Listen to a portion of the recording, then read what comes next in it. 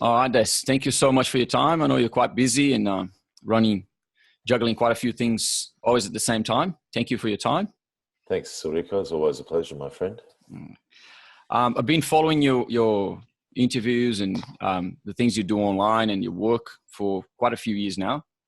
And recently, I've been granted access to your platform, and it's been hugely helpful. Thank you for that as well. Oh, my pleasure. I've knocked a few doors when I started the permaculture path, and not as many people are, let's say, as helpful as you are. I would like to start. I'll ask you, can you just describe a little bit of your life? Because I think it's got a little bit of a big impact in the path that you chose. So your life before your professional sort of permaculture career took off, and the early beginnings as well. Yeah, well, my thanks for all of that. My life is underpinned by a few events. One is my father's conscription to the Australian Army in 1966. I don't know if you know, Ulrico, but when we were involved in the Vietnam War, or the American War, as they call it, quite rightly, that Australians were conscripted. So the numbers were put in a barrel, like they played bingo. And if your birthday came up, then you got conscripted. So my father got conscripted to that, and then just 3 weeks after he arrived there, when I was 3 months old, he was killed. And so I was raised on my grandparents' farm, my maternal grandparents' farm, because mum was there. She didn't have a husband to live in a house with her. So my maternal grandparents were really great farm people, and granddad set up the property following keyline principles. So I was fortunate to have that principles insofar as all of the water systems, but not all of the tree systems or the access, or definitely not the soils. We did have all the water that we needed, and I operated that system from being a very young child. He was also raised during the Depression, and so a lot of what he, as a young man growing up in the Depression in the 1920s and 30s, he learned a lot of rural skills. He worked, he did a lot of different things, and so he felt it really important that for me, because I never talked to him about this, but I think because I was fatherless, I think he took it upon himself to help me as a father would, as a grandfather would. So he sort of took me under his arm and under his wings. And even though mum remarried when I was about 2 or 3, he was always the main father figure in my life, and I spent most of my spare time and holidays, etc., at the farm, because it was always my first home. So with him and my nana as well, who was like a lot of women of her era, were really great not at managing not only 8 children, and I was kind of like the 9th.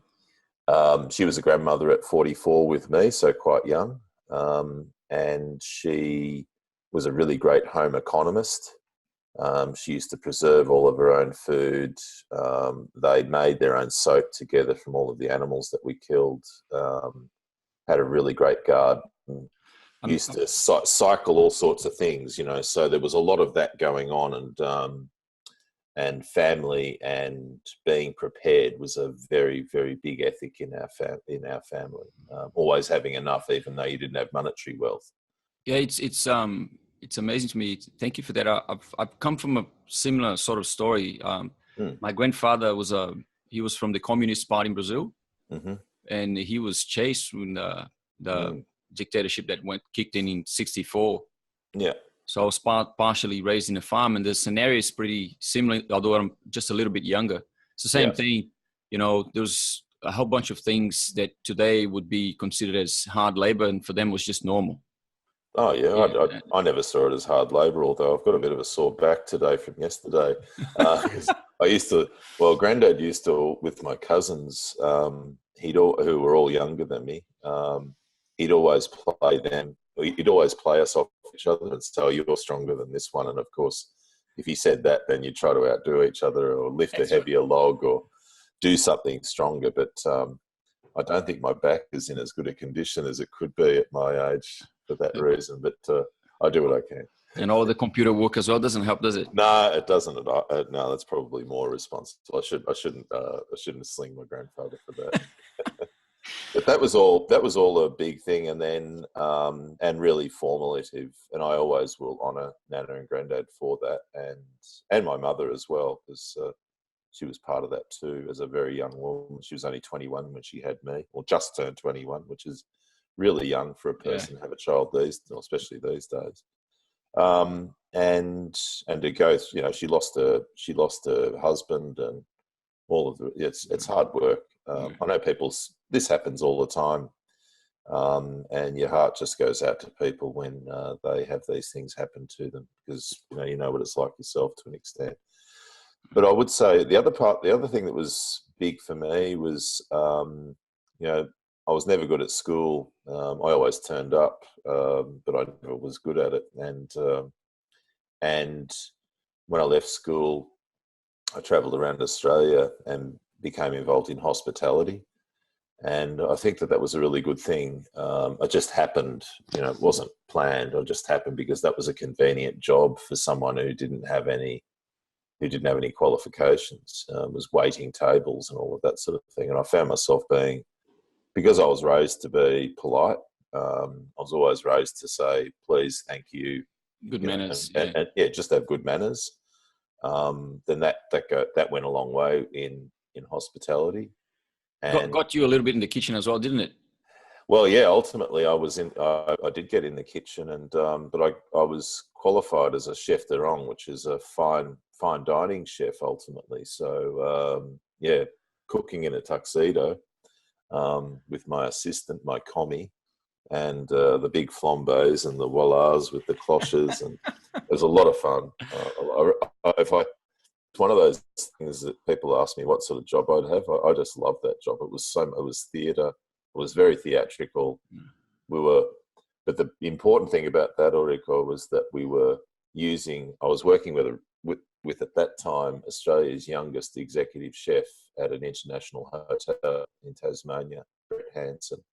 And he was right into local food. And this was 1988 or something like that. So, better part of 30 years ago now. And so we got to know all of these Tasmanian organic farmers and local farmers were turning up at the back door, and it was sort of like Christmas every day, because they'd come with all of this produce, and it was all new. And we were a young brigade in both front of house and back of house, so we're all really interested in it, and we all hung out together and went to night clubbing together, and we're a big family, and we talked. We just lived and breathed this stuff. So that was a segue to me becoming an organic a grocer when I left hospitality, because the hours were shit, and I did that for 2 or 3 years. I managed the local organic food store grocery here in Bendigo, my hometown, and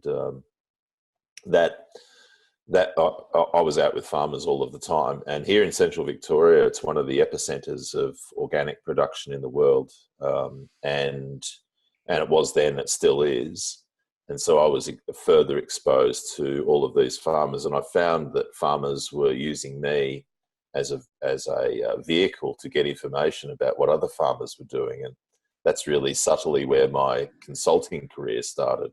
And really my consulting career, with the exception of the design part, really hasn't changed since then, because it's really about, this person's doing this, have you thought about doing that as well? Or, it's about looking at one person's scenario and applying that to someone else's. And so that's pretty well the basis of my work today. I think there's a huge success in your work that has got to do with that, in the sense that you were client driven. Oh, absolutely. Yeah. Some people, they have this sort of model that they want to work in design or whatever, and they want to push that forward. Yeah, it's an interesting one. I've thought about that a lot, not in those terms that I'm client driven, but which I certainly have been. I think design was interesting, and the permaculture. Well, when I did Keyline in 1993, I did Keyline and permaculture courses for the first time, and both of those courses, I wouldn't say promoted a client-driven approach. They applied it's kind of like you're imposing design on the landscape, and the clients just have to fit in with that. Well, that's how I saw it. Anyone may be wrong, and as a result. I found myself ultimately, when I reflected on that years later, that I was making the landscape do things that it didn't necessarily want to do, or it should do, or that the client didn't. It was more about me expressing myself on the landscape through design, as opposed to the landscape and the client's complete wishes, particularly the client's express wishes, being fulfilled. Now, in a lot of cases, that's not the case. It just happened to work out. But then I reflect on it, in quite a few cases, that's not the case. So, but now my work has sort of come full circle, and it is, I mean, I barely do any design work now, because what we do now is we train people how to do their own design work. And that's, so that people are ultimately self-determined. And that's a really big part of my work now, is self-determination. And it imparts in people autonomy as well, because if they hire you, you come up with all these systems, and then they'll have to be bringing you all the time to ask, what should I do? What should I do? Yeah. Oh, yeah. I mean, you start to create dependencies, and I know that I've seen this a bit. I never really promoted that too much. It's funny, because I tried to, in my work early on, I'm probably overcompensated by having really, really, really detailed designs, having a fantastic crew that I worked with. And, what our designs were basically WYSIWYG designs, because we did it all digitally. And I think we're some of the first people in the world to do this, where we had a really high grade contour map. We did the design completely digitally, and we basically did what I call 3D landscape printing. We went out into the landscape, and what was on the plan was exactly what was on the landscape. And it's great. I went to people like Campbell Mercer's property a few weeks ago, who I developed in 2000. I designed in 2000. We developed in 2001. That property, every tree is exactly where we plotted it on the digital design. It's quite remarkable. It must be very fulfilling for you to visit these places that you have designed and see them working.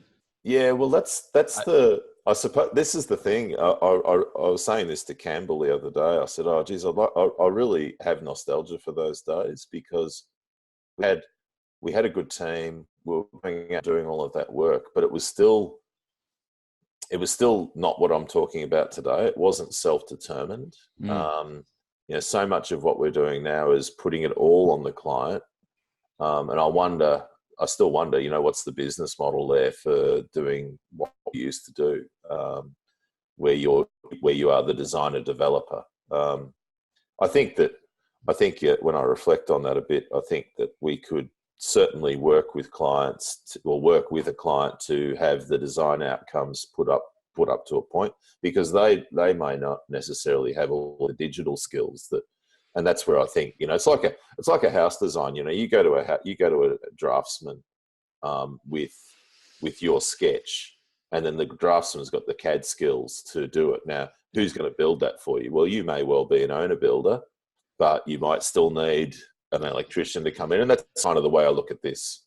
Or like most people, you might actually need someone. You can put your labor in, but you might need someone to come and grab your hands and say, "Do this." Do this. Sure.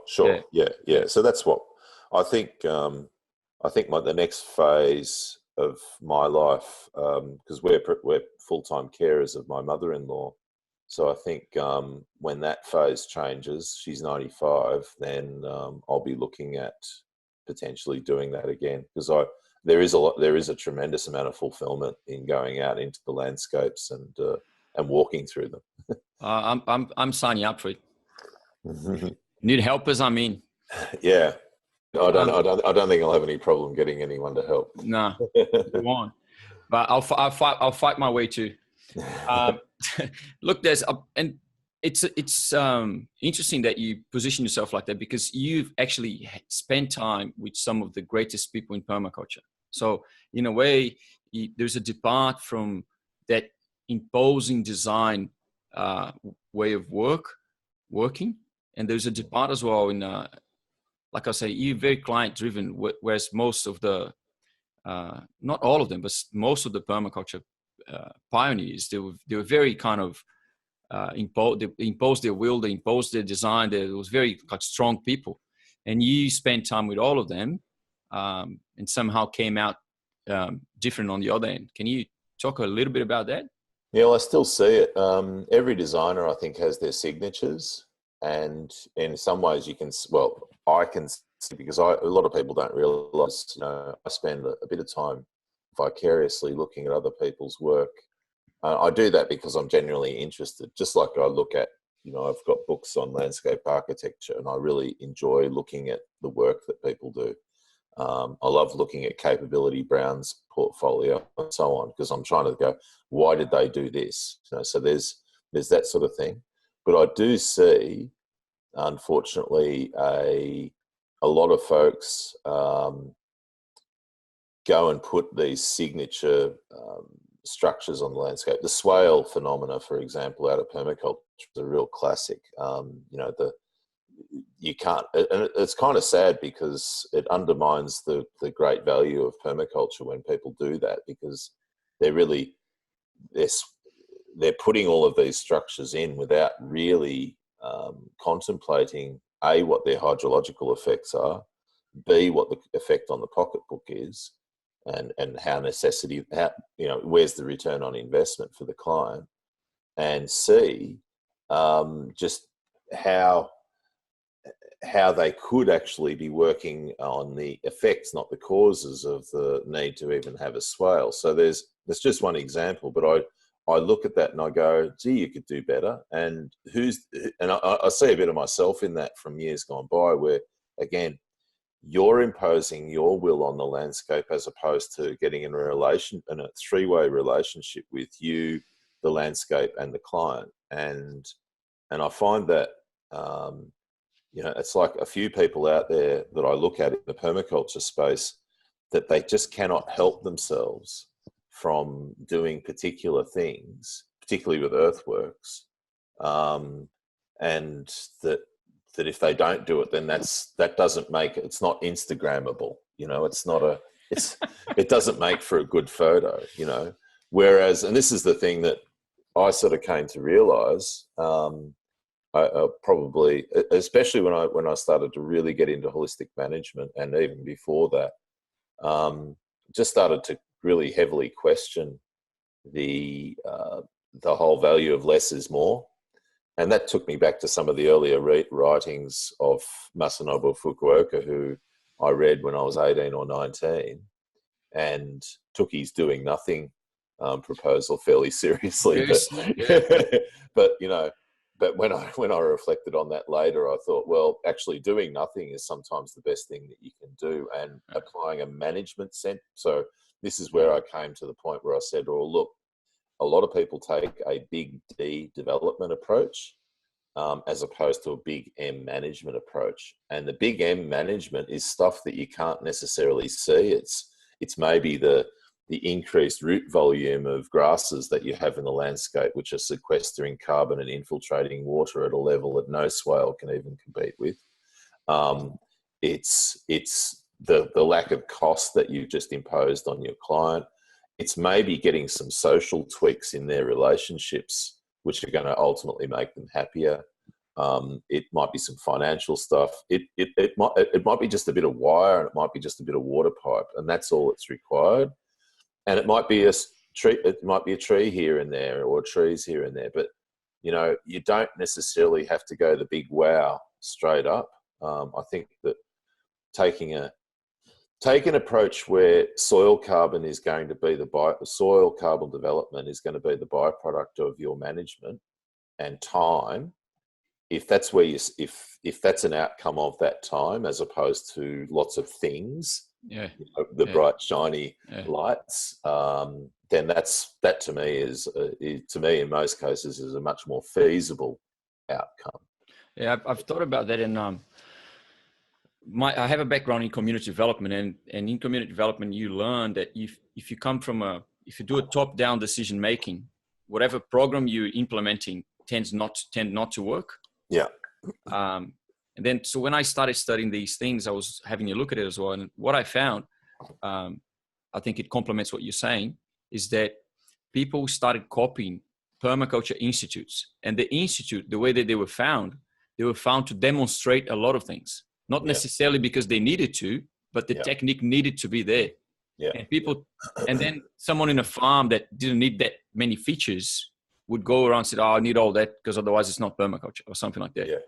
Yeah. Bill Mollison said something similar to me years ago. He said, because I went to a farm that was clearly designed by him because it had all of these signatures over it. And the clients didn't know they were second owners or something. And I said to Bill, I went to this farm, I think you designed. He goes, "Yeah, I remember that one, blah, blah, blah." And he said, I remember when we released Permaculture 1, and Permaculture 1, I don't know if you remember, it's all these concentric circles. Yeah. And he said, this is how people are. They took that, and I went to properties and people did exactly that. Like the book cover. They developed their property like a book cover. And I thought, wow, isn't that? But that's influenced us with the writing of the Regrarians Handbook. The responsibility that you take on when you write a piece and people are paying attention to what you do, that you really, really need to be clear, because people will copy this stuff. That is a phenomena out there. It's a good point. Some people read the text, but not the context. Yeah, or just look at the photos. Very common. Yeah. Look at the diagrams. Yeah. You somehow departed. I don't know whether you agree with that or not, but it seems to me that you somehow departed from permaculture. It looks to me that permaculture, as a movement, has its fingers all over you, not to let you go. But it seems to me that in your career, you use permaculture, but you kind of departed from all of that stuff, and you just doing your own thing, which is what Bill did. You know? So he got a whole bunch of things, and with David, and they systematized this thing. And instead of just copying that, you went out and did the same thing with other tools and other complementary tools and other, would you say that that's a true statement, that you somehow departed from permaculture? Yeah, in a way, I'd background that because a few people have said that to me, a few quite critically, and with some anger behind their criticism.